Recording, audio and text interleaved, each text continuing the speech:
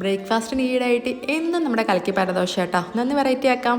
എന്താണ് നമ്മുടെ രാഗി ദോശ. സംഭവം സിമ്പിളാണ്, ഹെൽത്തി. ഒരു കപ്പ് രാഗിയും അരക്കപ്പ് പച്ചരിയും അരക്കപ്പ് ഉഴുന്നും അരക്കപ്പ് വേണ്ട, കുറച്ച് ഉലുവയും കൂടി ചേർത്തിട്ട് നന്നായിട്ട് പൊതിർത്താൻ വേണ്ടി മാറ്റി വയ്ക്കുക. എന്നിട്ട് അരച്ചെടുക്കുന്ന സമയത്ത് കുറച്ച് അവിലുണ്ടല്ലോ, അത് പൊതിർത്താൻ കൂടി ചേർത്തിട്ട് നന്നായിട്ട് അരച്ചെടുക്കുക കേട്ടോ. എന്നിട്ട് രാവിലെ നമ്മൾ ചൂടുന്ന സമയത്ത് ഇതുപോലെ നല്ല അടിപൊളി നൈസായിട്ടുള്ള രാഗി ദോശ കിട്ടും കേട്ടോ. ഞാൻ ആദ്യമായിട്ടാണ് ഈ ഒരു റെസിപ്പി ട്രൈ ചെയ്യുന്നത്. നമ്മുടെ ഇൻസ്റ്റാ പേജിൽ നിന്ന് കിട്ടിയതാണ്.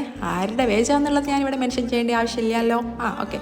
അപ്പോൾ ഇതിൻ്റെ കൂടെ കഴിക്കാൻ വേണ്ടിയിട്ട് നമുക്ക് നല്ല അടിപൊളി ഒരു stew, vegetable stew, chicken stew എന്തായാലും കുഴപ്പമില്ല. ഞാനിവിടെ വെജിറ്റബിൾ സ്റ്റ്യൂ ആണ് ഉണ്ടാക്കിയിട്ടുള്ളത്. വീട്ടിൽ ചിക്കൻ്റെ സ്റ്റ്യൂ അല്ലാത്തതുകൊണ്ട് പലർക്കും ഇവിടുത്തെ പറ്റിയിട്ടില്ലേ. അപ്പോൾ പിന്നെ എന്താ ചെയ്യുക, നമ്മൾ മാറ്റി പിടിക്കാം, പ്ലാൻ ബി എടുക്കാം.